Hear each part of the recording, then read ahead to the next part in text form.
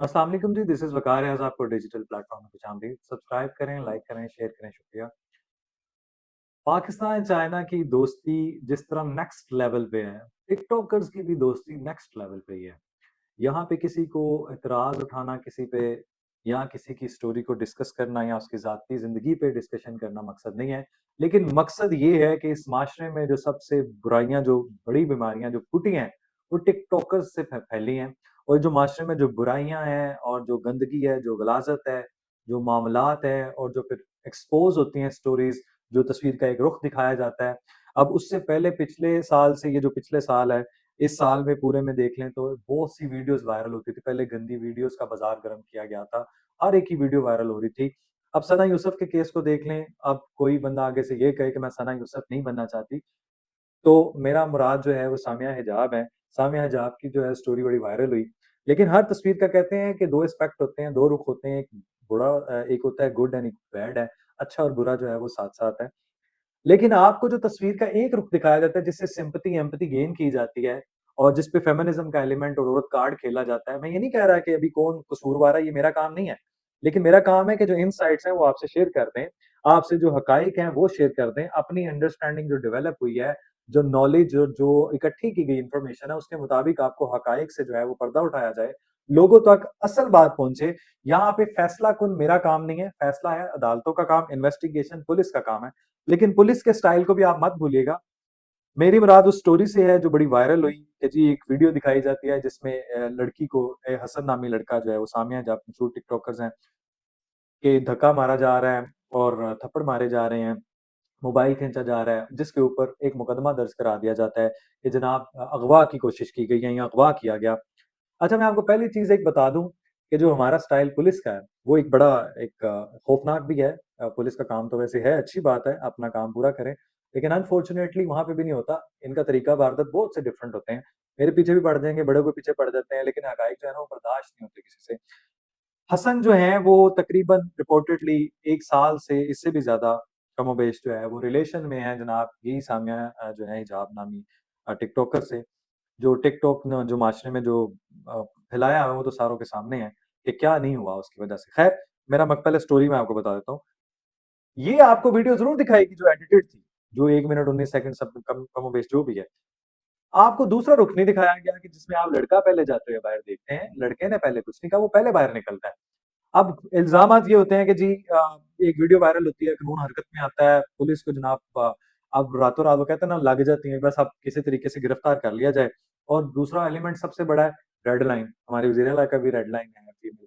लेकिन मेरी दरख्वास्त है, गुज़ारिश है कि ज़रूर ये आप चेक कर लिया करें पहले कि सिर्फ़ रेड लाइन मेल ही है, फीमेल ही है कि मेल भी बेचारा हो सकता है।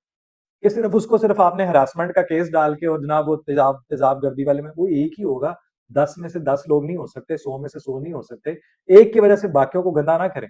चलें ख़ैर आपको तस्वीर का एक रुख दिखाता हूँ कि जो उस फीमेल ने कोशिश की मुबैय्यना तौर पे कि जनाब मुझ पे जनाब ज़ुल्म हुआ, मुझसे बिजा में अगवा करने की कोशिश की, मारा गया, पीटा गया। अच्छा कोई आपको ये नहीं बताता कि 1 साल से आप उसके साथ कर क्या रहे हैं? आप उसके साथ जो है ना वो मैं एक इंडियन भारतीय हूँ, उसका फिर एक वर्ड बोल दूँ कि अब रिपोर्ट में मुबैय्यना तौर पे गुलछल्ले उड़ा रहे हैं। आप जनाब आपके किरदार पे जब उँगलियाँ उठती हैं, तब आपको सब याद आ जाता है जब आप घूम रहे होते हैं, जब आप जँफियाँ डाल रहे होते हैं, जब हाथों में हाथ लिए जनाब आप वो रोमांटिक मोड में वीडियोज़ बन रही होती हैं, मुबैय्यना तौर पे और जो आप फिर घूम फिर रहे होते हैं, आपके घरों के किराए दिए जा रहे होते हैं, आपकी जनाब वो ऐशो-याश की जो ज़िंदगी गुज़ार रहे होते हैं, जब आपके घरों के एसी तक को जनाब ठीक करवाया जाता है, आपके घरों के किराए दिए जाते हैं, जब आपको प्राडोज़ की सैर कराई जाती है, लैंड क्रूज़र के आगे-पीछे आप घूमते हैं, नौकर-चाकर प्रोटोकॉल मिलता है, जब आपकी व्यूअरशिप ऊपर जाती है, फिर आप जो है वायरल वीडियोज़ भी करवाते हैं। तब ये सब चीज़ें क्यों नहीं याद आती? जब गिफ्ट्स हो रहे थे, गिव अवेज़ मिल रहे होते हैं, तब आपको ये सारी चीज़ें क्यों नहीं याद आती? फिर आपको एक और बात बताऊँ कि वो लड़के का भी अगर आप जो है वो बयान देख लें, उस सूरत सुन लें कि वो कहा जाता है कि जनाब मैं 1 साल से तकरीबन यहाँ 6 माह से मैं किराया दे रहा था, इससे ज़्यादा 1 साल से ज़्यादा मेरा इन रिलेशन हूँ, घूमना-फिरना और आपको वो हाथ बाहों में बाएँ डाले मेरा ख़्याल है वो भी आपको वीडियो या तस्वीर मिल चुकी होंगी।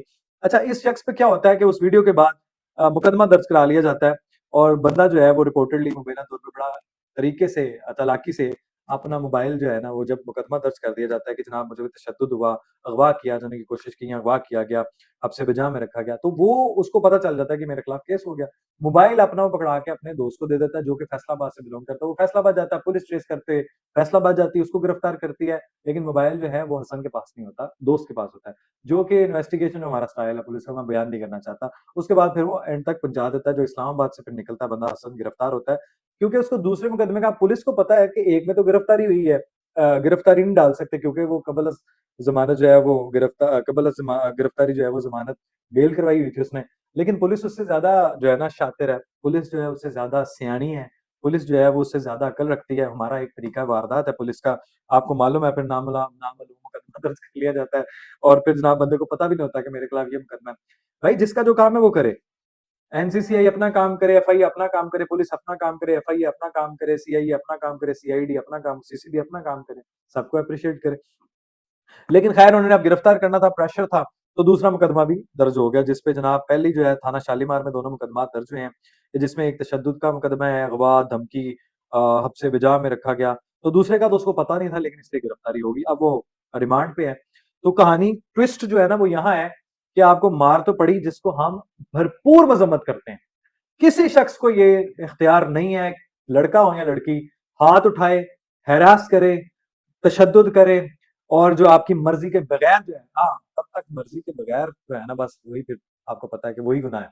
लेकिन जो एक साल से फिर मर्जी के बगैर मर्जी के साथ हो रहा है, उसको आप रिपोर्ट नहीं कर सकते ना, उसको आप रिपोर्ट नहीं कर सकते, क्योंकि आपकी वो मर्जी के साथ याशियां भी हो रही हैं, घूमना फिरना भी हो रहा है, खाने पीने भी हो रहे हैं, तोहफे तोहफे तोहफ भी हो रहे हैं, फिर आपको पता है आपके घर आना जाना भी है, आपके भाई और मुबैना तौर पे वालदा को भी पता है।